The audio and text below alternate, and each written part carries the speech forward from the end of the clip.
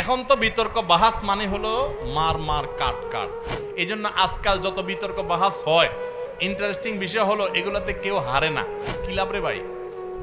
এই টাইপের বাহাস সাহাবীরা তো পরের কথা, ইসলামের সোনালী যুগের কখনো কোনো কালে কেউ ছিল বলে বলতে পারবে না। ইসলামী শরীয়তের সুন্নত, নফল ও মুস্তাহাব মাসালা নিয়ে বিতর্ক বাহাস করা জায়েজ আছে কিনা? নবী সাল্লাল্লাহু আলাইহি সাল্লাম তার পরবর্তী সময়ে সাহাবাগণ কি এই সমস্ত বিষয় নিয়ে বিতর্ক বহস করেছেন কিনা? দেখুন, বিতর্ক বহস এটা যদি কোনো বিষয় নিয়ে হয়, আলোচনা, পর্যালোচনা, তাহলে সেটা যদি শরিয়ার নীতিমালা মেনে হয় সেটা জায়েজ আছে। সাহাবীদের ভিতরে বিভিন্ন বিষয় নিয়ে কথোপকথন হয়েছে, যুক্তিতর্ক পরস্পরের মধ্যে দেয়াদেয়ি হয়েছে, অনেক ঘটনা এরকম ঘটেছে। একজন একটাকে বলেছেন, তার সপক্ষে তিনি যুক্তি দিয়েছেন, আরেকজন তার সপক্ষে তিনি দলিল প্রমাণ হাজির করেছেন। এটাকে আপনি বিতর্ক বলেন আর বাহাস বলেন, যে নামই বলেন, এগুলো সাহাবীদের মধ্যে ছিল। কিন্তু আজকাল বিতর্ক বাহাসের নামে যেগুলো হয়, এইরকম ফরম্যাট সাহাবীদের মধ্যে ছিল বলে আমার জানা নেই। এখন তো বিতর্ক বাহাস মানে হলো মার মার কাট কাট। মুসলমানদের সর্বাঙ্গে ব্যথা, হাজারটা বিপদ, হাজারটা সমস্যা। এর মধ্যে আমরা দেখা যায় ছোটখাটো বিষয় নিয়ে এমন ভাবে বিতর্ক বর্ষায় লেগে যায়, এমন ভাবে গ্রুপিং করতে লেগে যায় যে মনে হয় ইসলামের সবচেয়ে বড় সমস্যাই হলো এগুলো। এমনি তো যে কোনো মাসআলা নিয়ে আলোচনা হতে পারে, পর্যালোচনা হতে পারে, দলিল দেওয়া, পাল্টা দলিল দেওয়া হতে পারে। সেটা একটা শালীনতার মধ্যে, সেটা একটা ভদ্রতার মধ্যে, সেটা সময়, সেটা বিভিন্ন উসুল, নিয়ম নীতি এগুলো মেনে হতে পারে। কিন্তু আজকাল এগুলো বেশিরভাগ ক্ষেত্রে হয়ে গেছে ইগোর কারণে। এগুলো আমাদের অনেকটা জেদ খেদের বিষয় হয়ে গেছে। এখানে হক অন্বেষণ করার চাইতে জেদ খেদটা বেশি গুরুত্বপূর্ণ হয়ে গেছে। এই জন্য আজকাল যত বিতর্ক বাহাস হয়, ইন্টারেস্টিং বিষয় হলো এগুলোতে কেউ হারে না, কেউ হারেনি। কোনো বাহাসে কেউ হাসতে শুনছেন আজ পর্যন্ত? সব পক্ষই জিতে, সবাই মনে মনে খুশি। হ্যাঁ, আমরা জিতে গেছি, আমাদেরটা হক প্রমাণ হয়ে গেছে। একজন বলে আমারটা হক প্রমাণ হয়ে গেছে। কি লাভ রে ভাই? ভাইরা আমার, বহস শব্দের অর্থ হলো অনুসন্ধান করা। সত্য অনুসন্ধান করার চেষ্টা যদি থাকে, তো এই গতানুগতিক এখনকার যে আজকাল মার মার কাট কাট টাইপের বাহাস, বিশেষ করে বাহাসে লাঠিসোঁটা নিয়ে যায় অনেকে, আছে না নেই? আহারে মুসলমান, এই টাইপের বাহাস সাহাবীরা তো পরের কথা, ইসলামের সোনালী যুগের কখনো কোনো কালে কেউ ছিল বলে বলতে পারবে না। আল্লাহ তাআলা আমাদের সবাইকে ইখলাসের সাথে কোরআন হাদিস চর্চা করার তৌফিক দান করুন। কেন করছি আমি? উদ্দেশ্য কি? আমার মধ্যে ইগোটাই কাজ করছে কিনা, জেদটাই কাজ করছে কিনা, খেদটাই কাজ করছে কিনা, এটা আমার অ্যাটিটিউড থেকে অনেক সময় প্রকাশ পাবে। ভাইরা আমার, বিশেষ করে সোশ্যাল মিডিয়ার উন্মুক্ত প্ল্যাটফর্মে যেখানে ইসলামের শত্রুরাও আছে, সেখানে তাদের কাছে হাসির পাত্র হওয়ার মতো অনেক কাজ আমরা করছি। এই হুজুরদের বাহাস বিতর্ক নিয়ে প্রশ্ন করছেন, সেটা তো অনেক পরের ব্যাপার।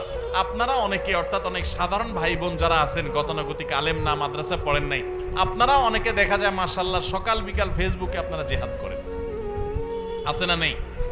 এই মাসআলা নিয়ে জিহাদ, ওই মাসআলা নিয়ে জিহাদ, এই হুজুরের পক্ষের লোক ওনার পক্ষে জিহাদ করে, আরেক হুজুরের পক্ষের লোক তার পক্ষে জিহাদ করে, ওই হুজুর পক্ষের লোক আরেক হুজুরের গোষ্ঠী উদ্ধার করে।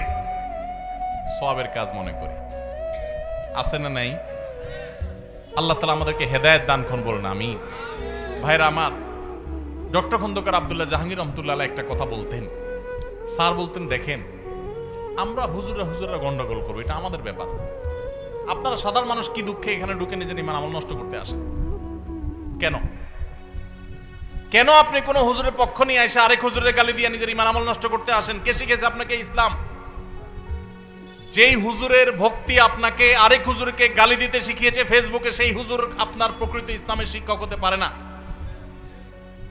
যদি আপনি কারোর অনুসারী হওয়ার পর অন্যদের ব্যাপারে আপনার ভিতরে হিংসাত্মক মনোভাব আসে, শত্রুতাপূর্ণ মনোভাব আসে, বা তাদের গোষ্ঠী উদ্ধার করাটাকেই একমাত্র ইসলামের কাজ মনে করেন, সারাদিন রাতে এগুলোই শুধু করতে থাকেন, তাহলে বুঝতে হবে আপনার ইসলামের শিক্ষক পরিবর্তন করতে হবে।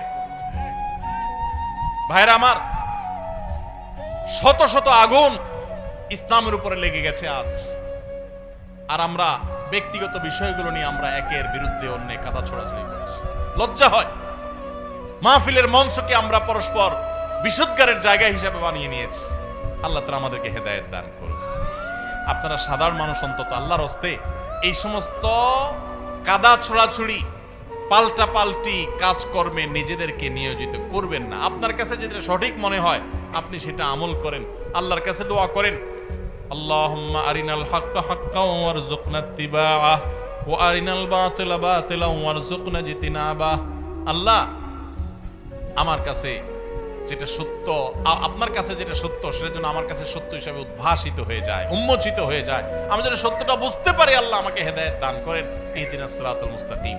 আল্লাহর কাছে বিশেষ দোয়া করেন, চোখের পানি ফেলেন। আপনি যদি সত্যটা উপলব্ধি করতে পারেন আপনি অহংকারী হবেন না, আপনি বিনয়ী হবেন। আজকাল দেখা যায় বেশিরভাগ বাহাস বিতর্ক আমাদেরকে অহংকারী করে দেয়, আমাদেরকে বিনয়ী করে না।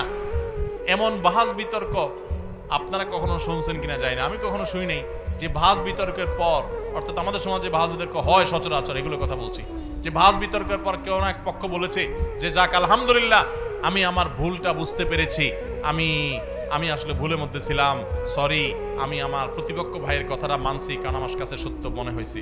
এরকম শুনছেন কখনো?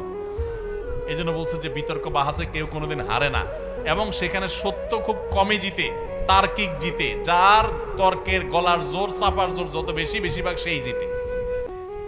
ঠিক না বেঠিক? এগুলো নাজায়েজ আমি বলছি না, শরিয়ার গণ্ডিতে উসুল মেনে যদি হয় অবশ্যই হতে পারে, কিন্তু সেগুলোতে সৌন্দর্য থাকা উচিত। খুব দুঃখজনক বিষয়, ইসলামের গুরুত্বপূর্ণ একটা বিষয় হলো আখলাক। সে আখলাক আজ আমাদের নিজস্ব মুসলমান ভাইদের সাথে আমরা দেখাতে পারছি না। ভিন্ন মতের মুসলমান, সেও তো আমার ভাই, দিন শেষে কেন তাকে আমি শত্রু মনে করব?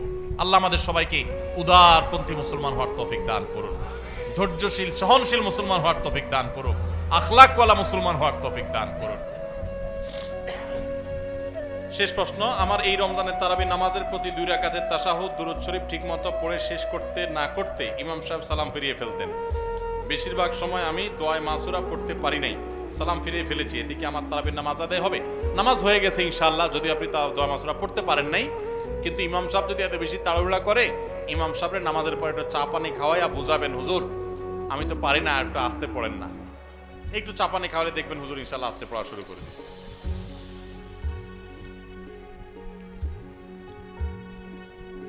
আমাদের এলাকার একজন বলে মাইকে আজান দেওয়া শিরিক। মাইকে আজান হয় আমার মসজিদে নামাজ পড়লেও নাকি নামাজ হবে না। ভাই, শিরকের মানে কি? শিরক মানে হলো আল্লাহর সাথে কাউকে কি করা? শরীক বানানো, পার্টনার বানানো, শেয়ার বানানো। মাইকে আজান দিলে আল্লাহর সাথে কিভাবে কারোর সাথে শেয়ার হয়? এই যে এরকম কথা যদি কেউ বলে থাকে উনি শিরক শব্দের অর্থই বুঝে নেই। বুঝতে পেরেছেন? তো মাইকে আজান জিনিসটা কি? এই যে আমি কথাটা বলতেছি, কথাটা শুধু মাইকের মাধ্যমে আপনাদের পর্যন্ত চলে যাচ্ছে, এই তো, আলাদা কিচ্ছু না। তো মাইকে কথা বলা, মাইকে আজান দেওয়া, এগুলো জায়েজ হওয়ার ব্যাপারে পূর্বে পশ্চিমে উত্তরে দক্ষিণে সারা পৃথিবীতে উল্লেখযোগ্য কোনো আলেমের কোনো দ্বিমত নাই, কোনো দ্বিমত নাই। অতএব এটা নিয়ে নতুন করে সংশয় তৈরি করা এটা মূর্খতা ছাড়া আর কিছুই নয়। যদি কোনো ভাই এটা বলে থাকেন আল্লাহ তাআলাকে হেদায়েত দান করুন, আমরা দোয়া করি।